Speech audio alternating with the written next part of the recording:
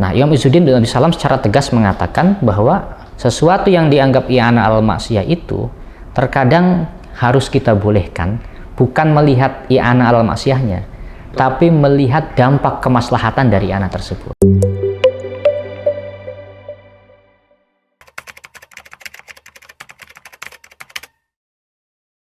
Jadi Komisi Maudhu'iyah itu membahas 3 tema. Yang pertama itu konsep i'anah al-ma'siyah, atau konsep i'anah al-ma'siyah itu bisa diartikan memfasilitasi kemaksiatan. Lalu yang kedua konsep relasi ulama dengan umaro, hubungan ulama umaro. Lalu yang ketiga konsep miqat haji, miqat makani. Tapi kita masuk lewat pintu apakah miqat makani itu sesuatu yang ta'abudi, tidak bisa diotak-atik, atau ta'akuli, ada alasan-alasannya yang kita bisa tahu gitu ya. Nah, jadi 3 tema itu yang akan kita bahas.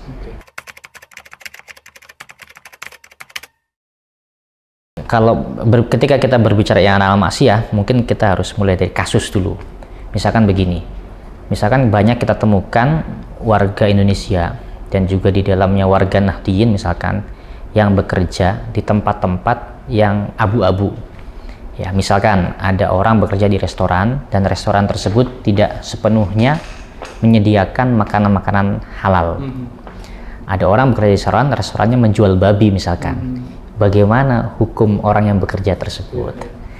Nah, lalu contoh yang lain misalkan ketika pemerintah memberikan izin pembangunan tempat ibadah non-muslim, atau ada katakanlah banser menjaga proses keagamaan ibadah non-muslim.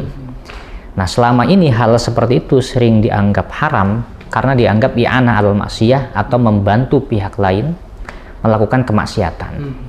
Nah, karena ini menyangkut banyak hajat banyak orang dan menyangkut aktivitas banyak orang termasuk di dalam Nahdliyin, maka NU dirasa perlu untuk merumuskan bagaimana sesungguhnya konsep i'anah al-ma'siyah itu.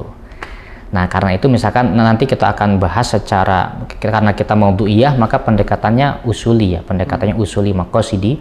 Nanti kita akan bahas rukun-rukunnya, rukun-rukun i'anah al-ma'siyah, lalu syarat-syarat setiap rukun.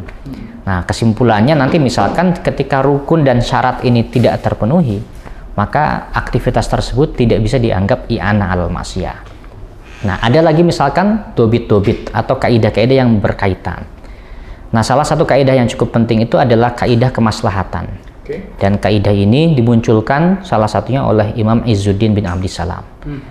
Nah, Imam Izzuddin bin Abdus Salam secara tegas mengatakan bahwa sesuatu yang dianggap i'anah al-ma'siyah itu terkadang harus kita bolehkan, bukan melihat i'anah al-ma'siyahnya, tapi melihat dampak kemaslahatan dari i'anah tersebut. Nah, di masa lalu di kitab-kitab Turath sering dicontohkan dengan memberikan uang untuk menebus tawanan-tawanan perang. Jadi ada tawanan perang yang disandra oleh katakan orang zalim, lalu pihak muslim memberikan tebusan. Sebenarnya tidak boleh karena uang tersebut akan digunakan kemaksiatan. Tetapi ada kemaslahatan yang lebih besar di situ, yaitu menyelamatkan nyawa-nyawa kaum muslimin yang sedang disandra. Nah, di masa kini hal itu bisa misalkan kita terapkan di banyak hal. Ada regulasi-regulasi pemerintah yang di situ secara dari satu sisi ada sisi i'anah al-ma'siyahnya, tapi di sisi lain ada kemaslahatan yang lebih besar yang diperoleh dari i'anah al-ma'siyah tersebut. Maka hal-hal tersebut nanti bisa dibolehkan.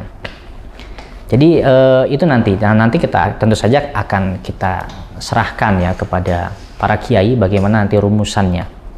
Nah, karena itu misalkan contohnya tadi orang yang bekerja misalkan di restoran yang menjual babi dan sebagainya dengan beberapa tinjauan bisa jadi dia tidak dianggap i'anah al-ma'siyah karena melihat nanti beberapa tinjauan. Nah, rumusan-rumusan itu nanti akan kita diskusikan. Nah, yang kedua terkait relasi ulama umaro.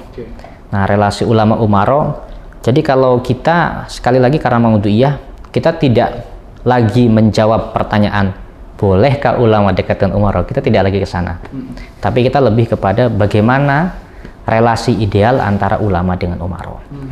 Nah, ini penting karena misalkan Imam Al-Ghazali dan juga ulama-ulama lain saling menyebutkan bahwa ad-dinu wal mulku atau amani itu.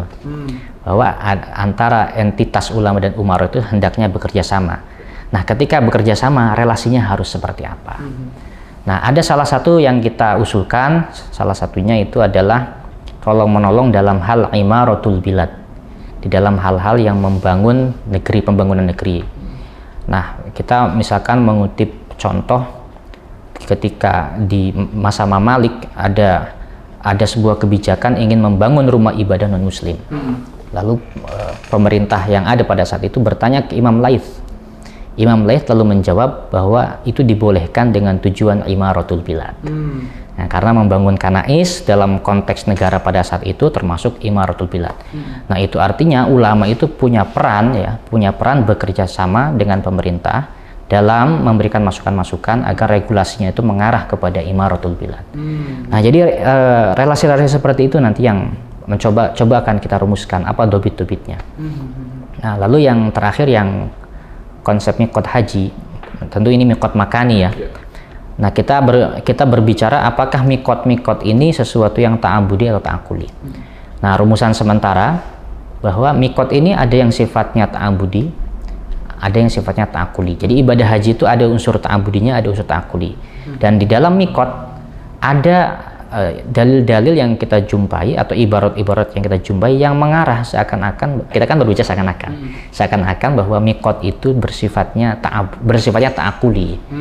Nah, karena itu nanti akan kita putuskan apakah tempat-tempat yang tidak disebutkan dalam teks-teks keagamaan bisa dijadikan miqat makani atau tidak.